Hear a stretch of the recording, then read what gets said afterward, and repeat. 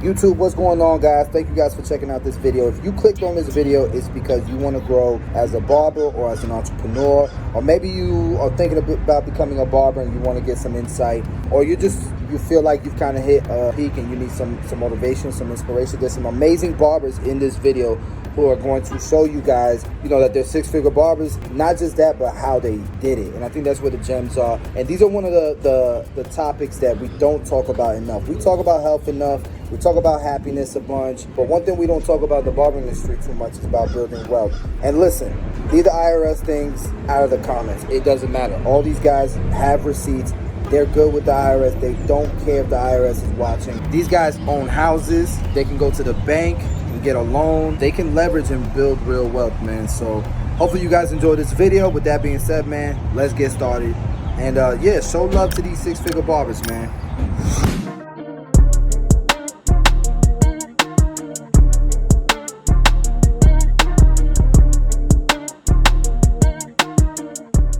Let's see if people are interested in this topic.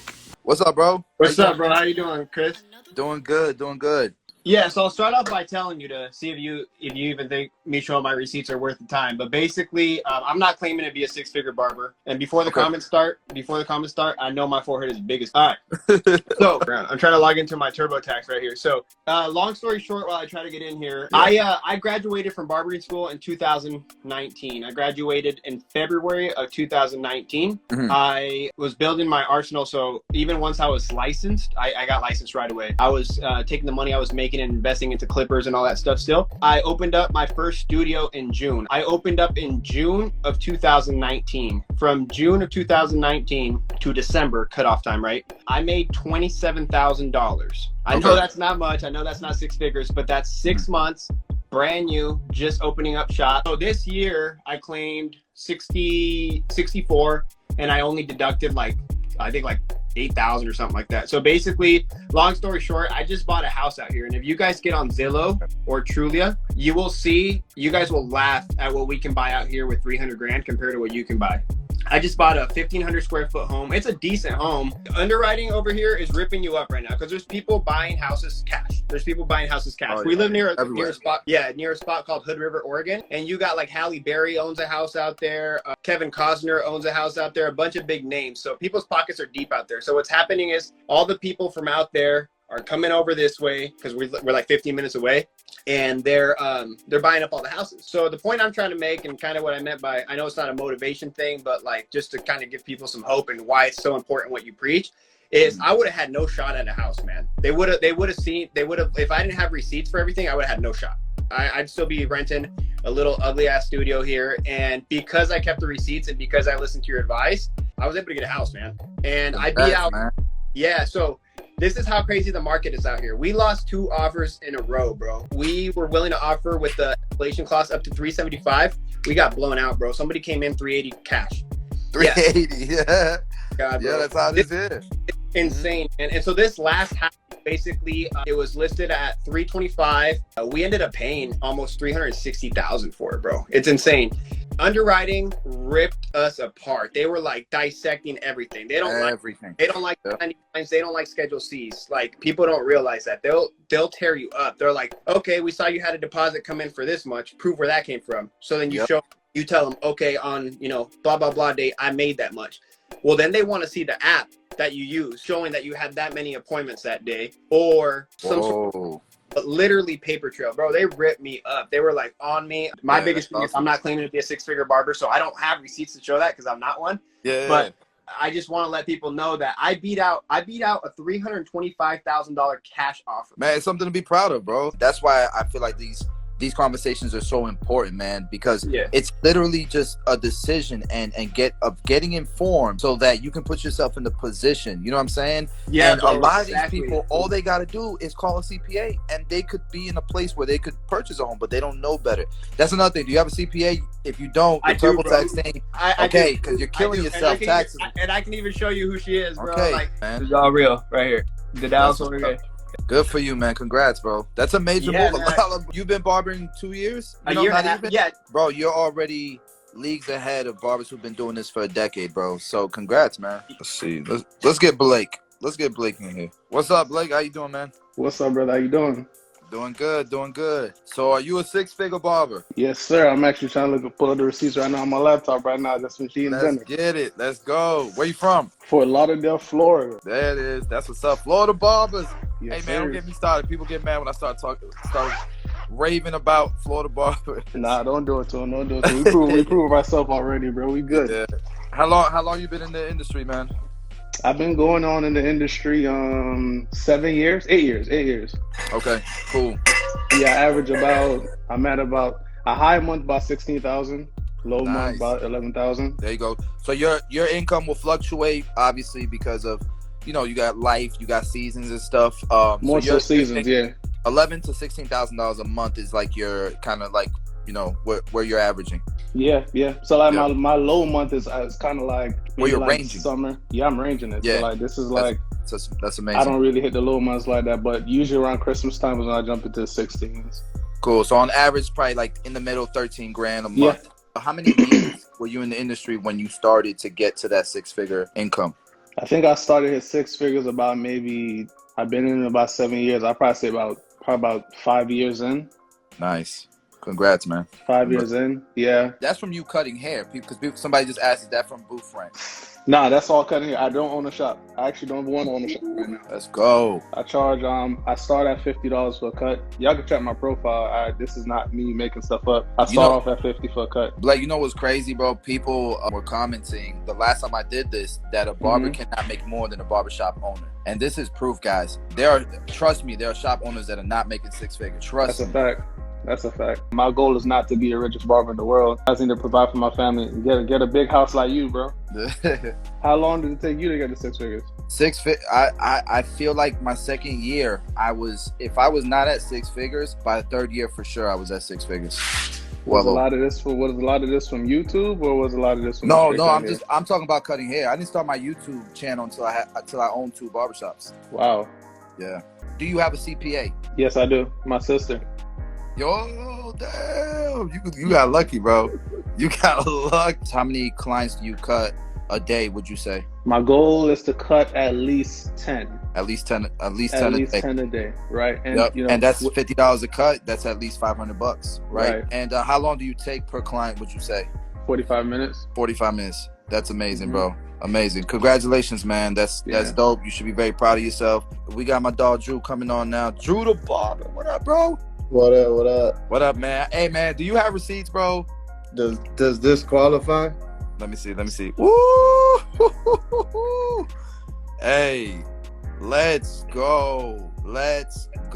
Can't get much more receipt than what you got to pay, Uncle. What you got to pay Uncle Sam, for real. You can't lie to Uncle Sam. Hey, so let me ask you a question. How long you been doing hair? You been cutting hair?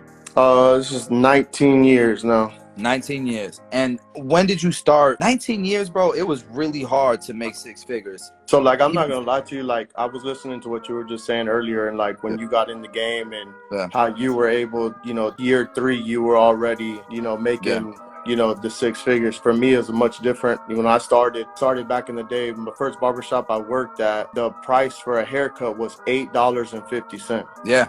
That's tough. And the owner there took 50% commission. And that's where I started. So, it was a good experience because I got a lot of that ground game, even though like people want to say, oh, Drew can't cut with shears, he can't do this. I can do all that. Pretty versatile. Hey, but hold on. I want to make sure it's dead that Drew ain't the fastest damn barber y'all have seen, bro. I said it in my vlog, and I feel like people thought I was capping, bro, but you proved it on that Barberverse. And so those numbers, I feel like, are a direct reflection of you honing your craft. Right. Over the course of many, many years, you put yourself in a position now where, like, it's got to be kind of a ballpark to make those type of numbers because you put in the work. You know what I mean? You've gone through a process. And the thing about it is, man, is that, like, I'm still one of those owners, and I'm trying to expand my game. I've been reaching out to you a lot of other barbers. I'm trying to expand my game, but right now the biggest contributor to what I'm doing currently is I'm a barber owner that's still behind this chair.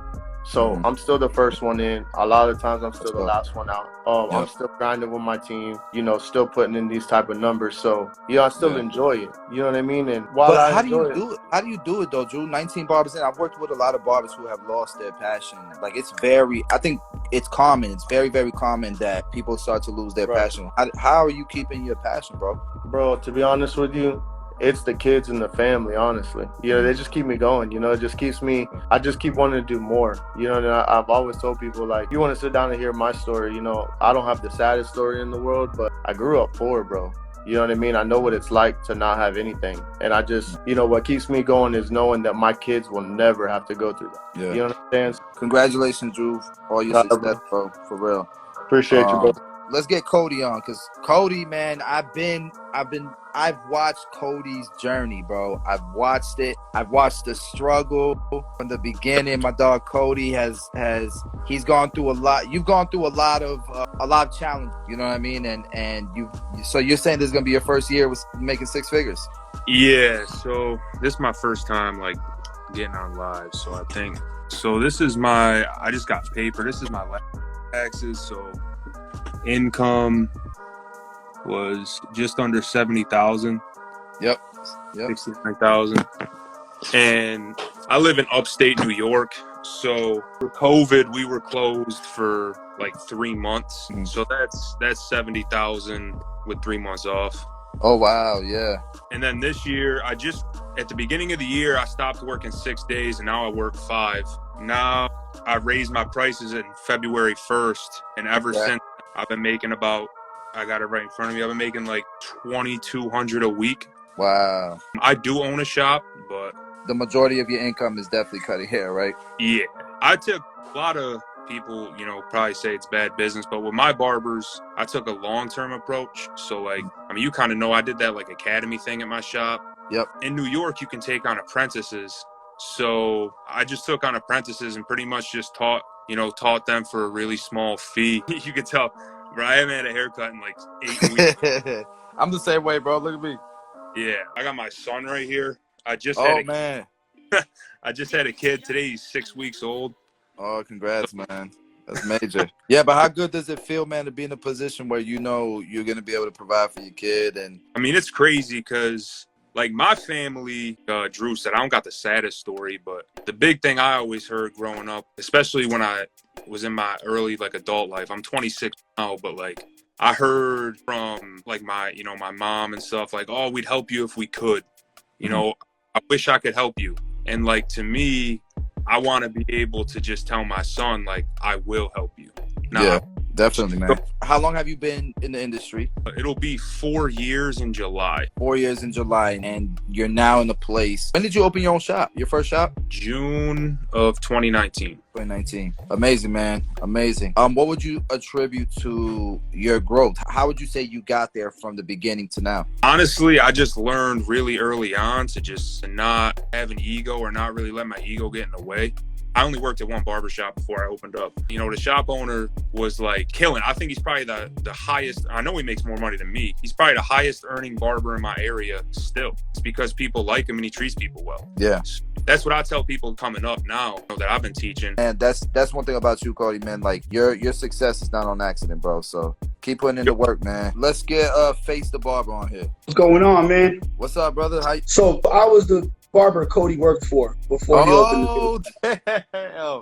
Yeah. Yo, that's what's up. You're the perfect last barber that we're gonna interview. I honestly came up in a barber shop where it was like, it was a hood barber shop, but it was great. The dude knew business, and all my business savvy I learned from him. Like the man was a skilled, cunning businessman. Like he did not play with his money, and I learned that early in the game. You know what I'm saying? Yeah. When I finally went out on my own, I took all the tools that he gave me, you know what I'm saying, and pretty much just stuck to them like rules, you know what I mean? You got to teach an old dog new tricks, you know what I'm saying? It's not like I lived in that comfort bubble where I'm making good money and I use the same clippers I had for 4 or 5 years, you know what I mean? Like, it don't matter. But you learn more from like when you open up your eyes. Sometimes being like a new business owner, I was kind of very strict with my barbers. Like, this is how it's done, ABC. Because that's how I learned, you know what I'm saying? Yeah. But getting some new blood in really helps you, and it brings a different environment to your shop. Like, You know what I'm saying? Like, I know I'm not the best barber in this area. It's not just a business. You know what I'm saying? Like, for me, it's just like, I feel like, because this is my home. Like, I'm more at my shop than I am at my house. Yeah. I'm a worker barber, man. I'm there 6 days a week grinding. You know what I'm saying? And we just started doing appointments full time because of COVID, and we're busy all time, all day, every day, which I never thought before was even possible with appointments. You know what I mean? Yeah. So even as I'm getting older, I'm learning stuff. I'm almost 40.